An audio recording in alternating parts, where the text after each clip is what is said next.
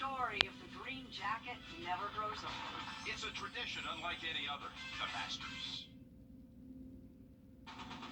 From the station that's on your side, this is News 12, NBC 26 at 11. Members of the local Boys and Girls Club had the chance to learn basic golf skills like driving, putting, pitching, and more ahead of the tournament this week. This is a part of the first ever Play It Forward golf clinic at First Tee in Augusta. Our Maria Sellers was on the course and joins us in the studio now. Maria, what do you have to tell us?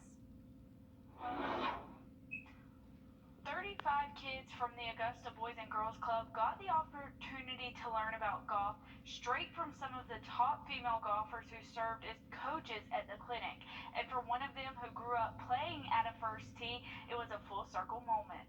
It all started when I signed up for these types of programs and clinics, and I've loved being involved with them. And to be here in Augusta this week is amazing because it's a different community that I usually get to work with. So I was really happy to be asked to be a part of this.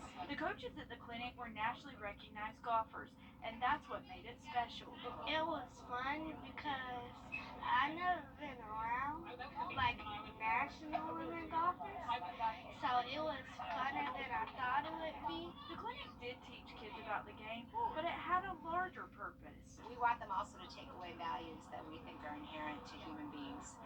Things like having good judgment, making good choices, to have some grit, to have some perseverance. For Dion Bolden, that's exactly what his favorite coach helped him with. When we were working on the rolling, I didn't know how to do it, and I wanted to give up, but she helped me try to play it there and know what to do.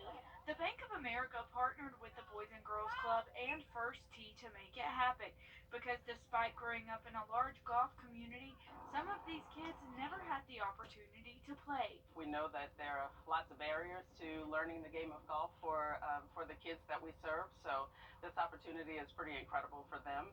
Giving underserved kids a new opportunity is what today was all about. I mean, the world doesn't look like the game, and I want the game to look like the world, and this is the first step to be able to do that. And the coaches got a lot out of it too. In fact, Mega Gane says she learned more from the kids than they learned from her.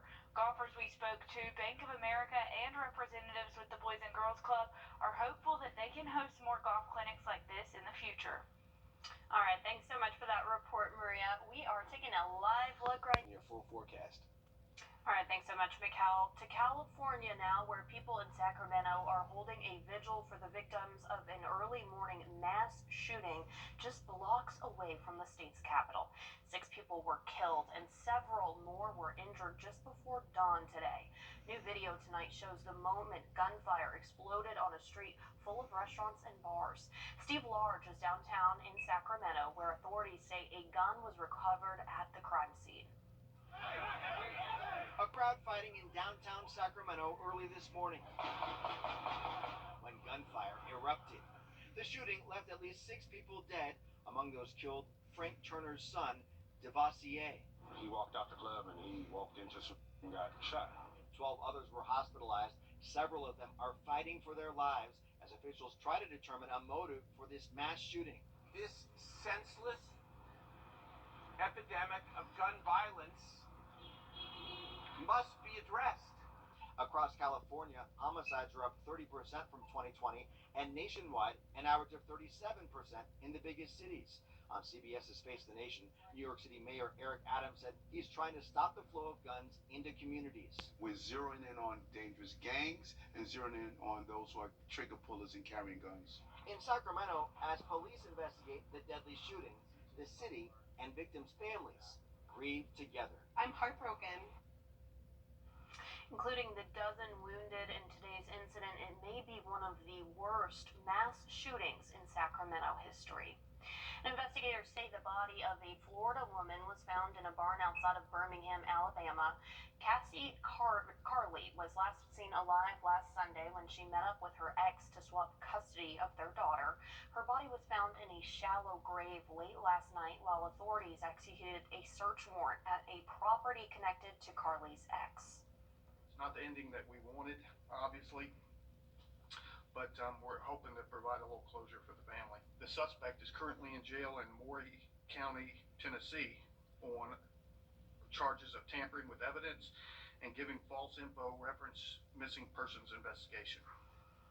Authorities say Carly's 4-year-old daughter was found unharmed and is now safe. An autopsy is scheduled for tomorrow to figure out the cause of death. To the latest now. Ready? Yep. 3, 2, 1. North Augusta Dispatch confirms a car caught fire this afternoon along I-20 eastbound near the Exit 5 ramp. This is a look at the scene after crews got the flames under control. We're told the initial call came in around 1:45 in the afternoon. Dispatch tells us no one, thankfully, was seriously hurt. The Atlanta Braves are coming to the CSRA soon for their trophy tour following their World Series win. They'll be at Evanstown Center Park this Tuesday from 2 to 5. Other locations include the Academy Sports in Aiken on April 19th, the historic Thompson Depot April 21st, and finally SRP Park for the Green Jackets opening game day April 22nd. The Hopelands Concert Series is back this week for the summer and spring seasons. Aiken's Parks, Rec, and Tourism Department invites you to bring your lawn chair and picnic supplies to see different artists perform each week. Tomorrow, the series kicks off with the River Winds Clarinet Quartet at 6:30.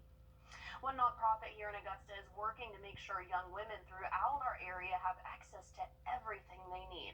Princesses, Pearls, and Puberty donates basic necessities to these blessing boxes, which contain non-perishable food items and toiletries. It's part of the organization's mission to help the less fortunate, especially women who need feminine care products. We found about a handful here in Augusta, a couple in Columbia County as well. We just go around filling them up as we see them. The organization also accepts donations. You can do so by visiting their website at p3partyforgirls.com.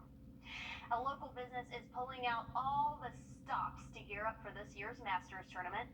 Doc's Porchside says this week there will be more live entertainment, more staff, and, of course, more booze. With thousands of visitors expected to come to the CSRA, the owner says business is already booming.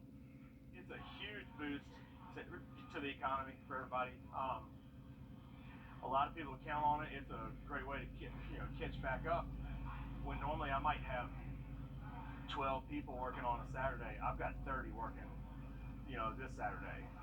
Masters Week starts tomorrow with practice rounds scheduled for the first couple of days. Mikkel? And as far as your weather headline.